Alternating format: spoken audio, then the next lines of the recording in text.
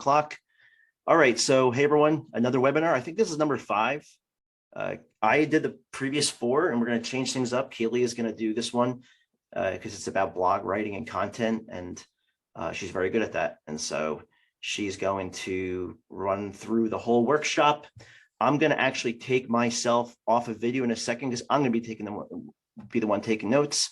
And so to spare you from having to see me type, I'm going to turn my video off. All right, let me start the stopwatch here. I'll tell you when we're at 20 minutes, Kelly. And then if any questions come up, you could put them in the Q&A section down below. You'll see a Q&A. Put your questions in there. At 20 minute mark, we're going to 12:20. We're going to see what questions we have. If we have questions, we'll answer them. If not, Kelly will keep going. If you think of any questions after we wrap up, no worries. There's our email addresses. You can just send your questions to us, and we'll get right back to you. All right, so on that note, I'm going to turn my camera off, and Keely is going to enter stage right and take it away. Okay, so today we want to give you some ideas of how to find, blog content, what are your potential patients looking for? How do you even look for that? And also just a way to kind of help you get over writer's block, because we all have it, and staring at a blank screen is probably the biggest issue and biggest hurdle. So with what I teach you today will help you kind of get something on the page so you can go from there. But before I outline things and teach you some of that, I want to cover a few common mistakes that we see with content that comes in. So maybe we are taking over SEO on a website, or we're editing some content that a practitioner has sent us. Some of them, I'm going to show you this example right here. So this is just an article that I found when I was doing some Googling, and it kind of does a lot of the mistakes we see where there's just very large blocks of content. There's not any headers listed, so it's not easy to scan this or figure out what they're talking about, just long blocks. Another issue that we see is that they're not always answering the questions. This one I think probably did have a lot of real information as far as what they wrote. A stream of consciousness is another problem that we see, where somebody is just conversational and they don't group their content together. So I went in and just did a few updates on that very article I just showed you with the kind of outlines that we'll talk about today.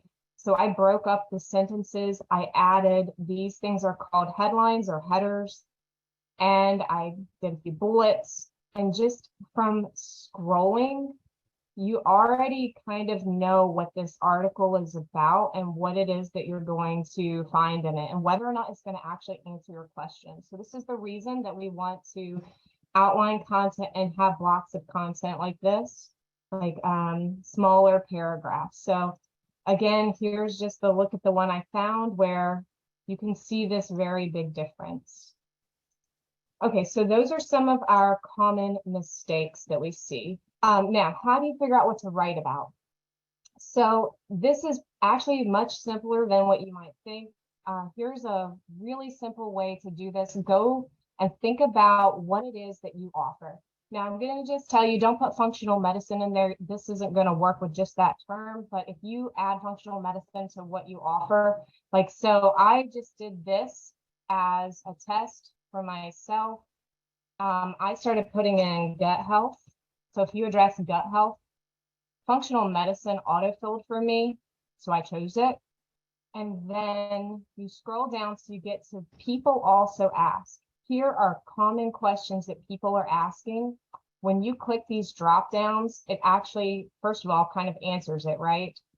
And then it gives you a lot of different questions. So you can look here and find out, okay, what are people asking? This is it. So can you answer this question? What does a leaky gut feel like? Is peanut butter good for the gut? Whatever the question is that you want to address, they're right here. And then another resource that you can use is called Answer the Public. I think you get 3, a week or whatever, or day, I don't know.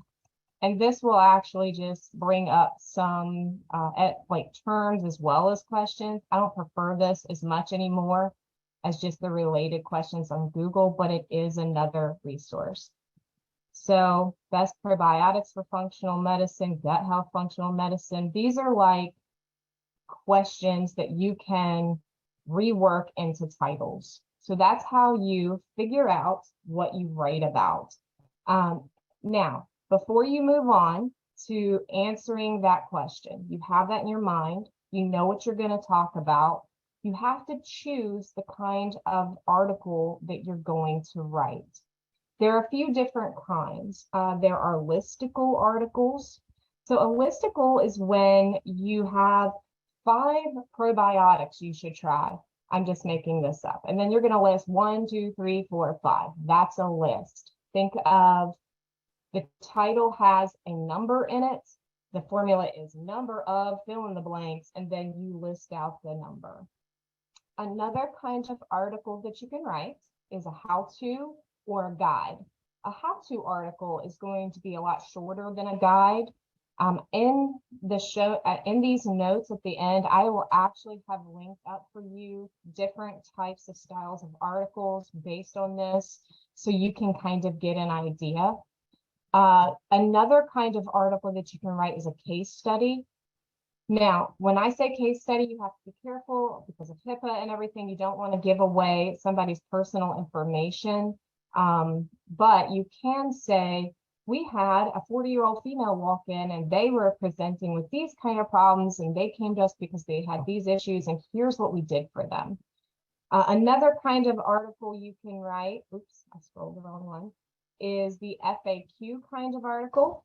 So an FAQ article would be like this.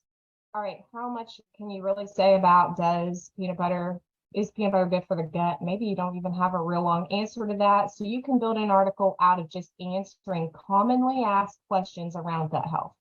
That would be your title. You pick, 5 or 6 of these or whatever you want the length of your article to be to answer. And then you would want to answer them in about 50 to 70 words at the most, because why? These things right here, you see how they've listed them out? This is like a way for your blog to show up for that. If you have a question with an answer, that's how you get those little featured snippets. Okay, one other kind of article you can write is like the pros and cons of something or comparison. So you're going to compare one treatment to something else or one kind of supplement to something else, whatever it is that you're going to compare. So choose the kind of article that you want to write based on the question or blog title or whatever that you've come up with. Next thing you're going to do is outline your article. Now, at the end of this, in the notes, I'm going to give you a couple of very generic article examples of like how you can outline. And in these outlines, you can actually just take them and copy them into your own document and change the headlines to be what makes sense for you. And I give a little bit of like guidance under each section. Okay, this is what you can talk about in this section if you're looking for it. Okay, so I wanted to give you like an example one in this. Okay, so say your title is how to address the root cause of poor gut health. What kind of article are you going to write? This is kind of how to. We're going to come up with that title, and then we want to outline 4 or 5, we call them headers or headlines. And the reason we call them a header is there is a code that is put into the header when you select, and Ryan can show you this on my screen right now. There is in the bar up top, it says normal text. When you click on that, it will have a drop down and it says headline, header 1, header 2, header 3. These are ways that Google will crawl the site and they will see what these things say and help Google understand it, but also this is how your potential patient like kind of skims it. So in order to understand headers, I want you to think of a book. think of when you see a book title and then you open up the glossary or whatever it's called at the front where it shows you all the different chapter titles. That's what your headers are going to be. So think of the H1 is the title of your blog. That is the book title. And then all the header twos that you're going to outline would be like chapter titles. So there are plugins you can put on your blog that will allow people to click on all of those different chapter titles in your blog. It makes it very easy for someone to come and find the section of your article that's going to answer their question. So think of a header 2 as a title of the chapter. A header 3 would be like a subtitle within the chapter.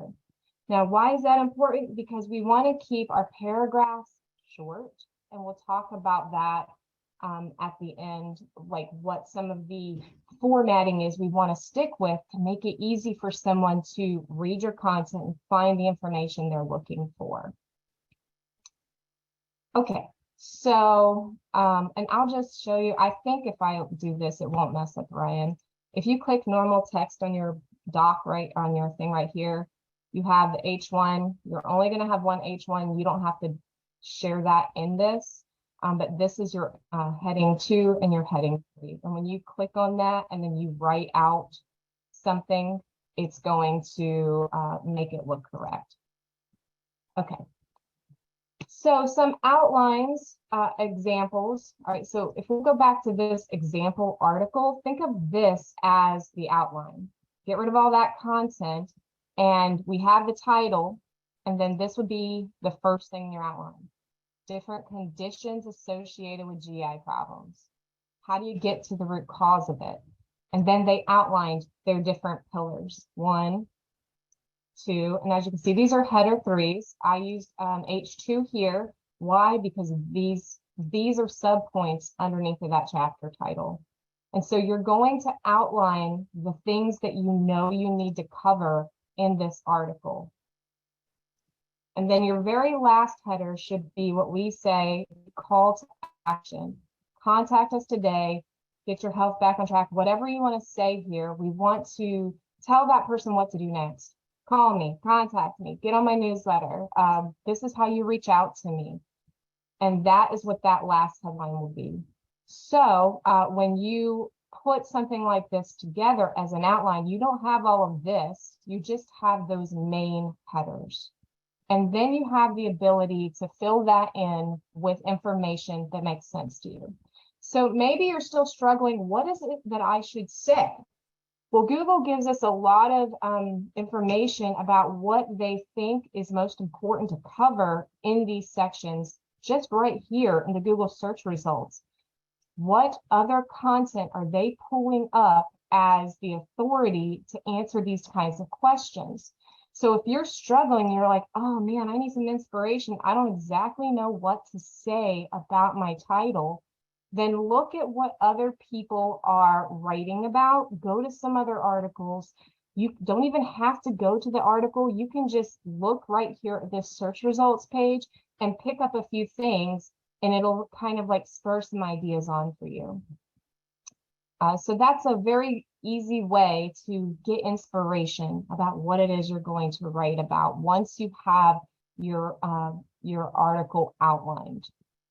Okay, so a few other things we want to talk about is what do you do for keeping the readability at a level where someone would be able to read it? Now, readability scores is just how high of a grade level you would have to be at in order to read this post. This is important for SEO because when you keep your readability score between 6 and 8, Google's going to show it to a broader audience, but it also helps people who maybe they're reading in another language. So English isn't their first language, but they are using, something to help them read it, or maybe they have a basic English understanding. So that's one of the reasons why we want to keep complex sentences down, meaning not having 2 different types of subjects or concepts in the same sentence. not having really long paragraphs. And as you see Ryan typing, he's actually kind of following the format where it's just a couple of sentences. The block, the paragraphs are like maybe 3 to 4 sentences long. We don't want them to be too long, like we saw right here in this, article we said at the beginning. With all of this, it's also hard to just read this on a phone. So I have a tool that is free that you guys can use. This is called Hemingway Editor. I will put this in the notes, but I just Google Hemingway app whenever I want to use it. And you can copy all your content, put it in here, and it's going to highlight for you things you might not even realize. But for example, this is kind of a long sentence. It's saying this is a pretty hard to read sentence. It doesn't mean you can't have any hard to read sentences. You're just trying to get the grade here between 6 and 8. It doesn't mean you can't have any longer paragraphs, but what you're trying to do is just keep the readability to be between that. And this is going to highlight for you things that you can change to help that readability score get where it needs to be. So surprisingly enough, some adverbs that they're saying, like this can be creating passive voice. We don't want a passive voice. Too many adverbs cause it to be passive, or well, actually the green ones are passive. These are things that we want to keep an eye on. So this will improve your writing in general, just following this. And you can put your, it actually has right here where you can create an H2. So you just click it. And then it will help you, sort of format that. And you can even write directly in this editor, although I don't recommend that because if you go away from the editor and you don't have an account, you'll lose it. Hey, Kelly, it's 12:17. We did get one question about this. So if you go back to Hemingway. Go back to Hemingway. Yeah, Rebecca is asking, and if anyone has any questions, just put them in the Q&A section at the bottom, and we'll answer them. Rebecca's asking, how would you rank Hemingway app versus Grammarly for readability? Okay, so I have a paid Grammarly. I didn't know they had a readability function in there, but Grammarly does have a lot of things on the paid version that will help you rephrase sentences that are not like they're not, maybe not that well written, or maybe they're kind of hard to write.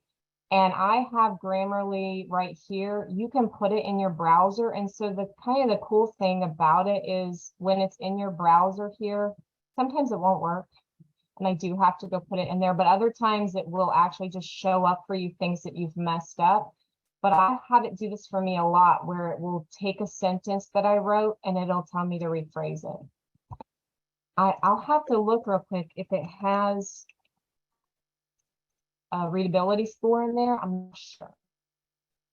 And I might not be able to log in right now because I'm not on my normal computer. I don't even know what my logins are. So I would have to get back to you about if it shows you the score like this, because I can't remember.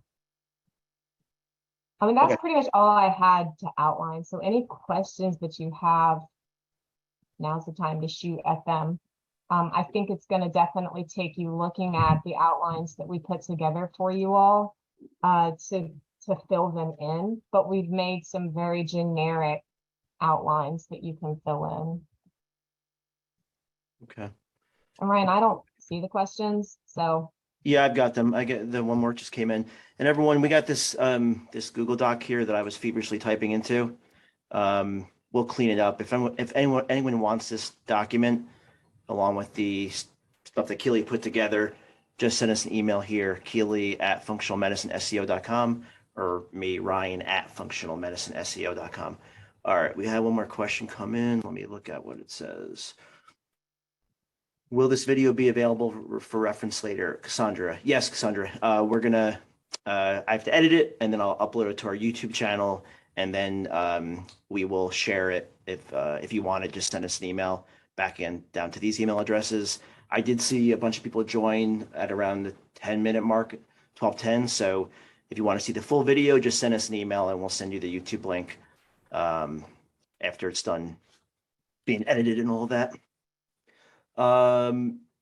Is Linda's asking, does too much information hurt SEO? No, it's really important that you organize it though. So we think that what we're seeing is that having what we call some pillar blogs on your website can be really important. And the pillar content would be anywhere from 2,000 words to 4,000 words, you know, thinking in that term. So we're thinking like maybe a guide or something that's just putting all the information they really need to know about the subject in one place. That is something that Google prefers, because then you're not like sending them all over the place and they're hunting it all down. What's just really important there is that you are outlining it like we talked about. So all those big things you want to talk about are the H2s, and then everything underneath of it is H3. So think of it as almost like writing a mini book. You're just outlining it that way. Yeah, and Linda, also think like with content, every new piece of content you add to your site is like another doorway to your site, because eventually Google will rank that piece of content. So let's say your site's 10 pages, homepage, about, services. Those are all different ways that someone can enter your site. And then you've got your blog and your content section. So every piece of content that you add, eventually Google will index it and then hopefully rank it high. And that's another way someone can find you. So if you build your site up from a 10-page site and then add 10 more blog posts over X period of time, that's 10 new entryways into your site that someone can find you. So it's important to be constantly expanding your site with fresh content. It's hard to rank a stagnant site. Not impossible, it's just harder. Oh, and one more thing to add to that, when you do write your blogs, especially the really long ones, make sure you're linking to that blog from other pages and blogs on your website. We find that that really does give that post a boost. Yep. I got 2 more questions coming in. So we got 8 minutes left. We'll end early if the questions stop though. So Linda's asking, do you mean all services in first page? Do you mean all services in first page? I'm not sure that. Can you clarify that, Linda? Do you mean all services in first page? I'll go to the next question while you clarify that. Rebecca's asking, can you give a word count suggestion? How many words should the blogs be? Okay, so I mean, we like them to at least be a minimum of 500 words. But if you want to really know what it will take to get that blog to rank faster, we use a program called Surfer SEO, and it will actually tell us like what the top ranking posts are valued at. But if you don't want to pay for Surfer SEO, you could always just look at how long the blogs are that are showing up in the search results. So like this example article that was showing up for the gut health, it was like almost 1,000 words.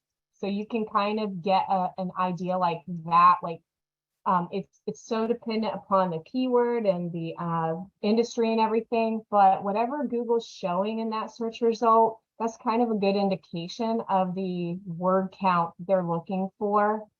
Did they maybe explained the topic enough?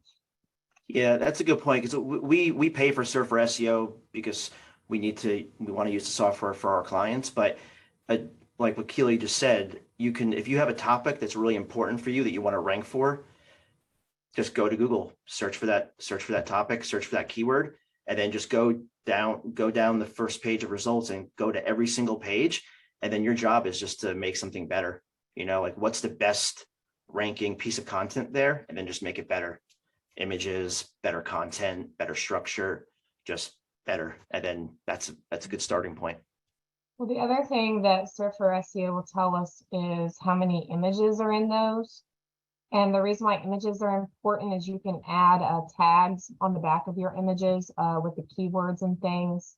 So if you see that the top ranking post has a lot of images, now these aren't the only ranking factors. You don't have to always have the same, but that is something Surfer SEO points out to us, is how many headlines they have, like the headers, H2s, H3s, and how many images. Yep. Those are some of the things it tells us. Linda just clarified, this might be the last question we get to. She's saying, for example, IV therapy, GI, mold, acupuncture. I can't put all services in the cover page, homepage. I'm not sure how to put all the services into the first page, and not sure SEO can search all those pages. So I understand. I think the strategy there is having pages for each of those services. Kelly, is that how you're understanding it? Yeah, you don't, so if you're asking, oh, I want my homepage to rank for all these different things, it's not going to. The truth is your homepage is mostly going to rank for your actual brand name, the doctor, the clinic, the whatever the title of the thing is. All of those individual things, IV therapy, whatever you just listed, each of those need to be their own page, and they can be linked off of from that homepage to the different things that you want to highlight, and then the rest would just be put in your menu. Yeah, I mean, you'll see great SEO just from expanding out. Like if you've got your services, having a page for each service, and then the symptoms that you work on, having a page for each symptom, that alone is gonna, and then you got the blog too. So there's a lot of ways you can do this. That's definitely SEO best practice, is to have an individual page with sufficient content on your site for every single service that you offer, the symptoms that you treat, and then use the blog to create information that you think your patients will find helpful, build up your authority, attract more organic traffic. That's generally the pillars that we recommend. And as far as like the content on those pages, so I know we kind of went over blog styles and everything, but typically the format for like a service page that talks about what you offer, your first section or your opening paragraph is, this is who we are, this is where we practice, what state, what area, whatever. Your first headline is going to be what the thing is, thyroid treatment, what is thyroid, whatever, give basic information about it. The next section can be symptoms or pain points, problems that they run into with that concern. The third section would be how you treat it, your philosophy of medicine, whatever you're doing when the person comes in. And then that fourth section would be contact us. This is how you actually schedule with us. Yep. Perfect. All right. I think moving forward, this is how we're going to do it.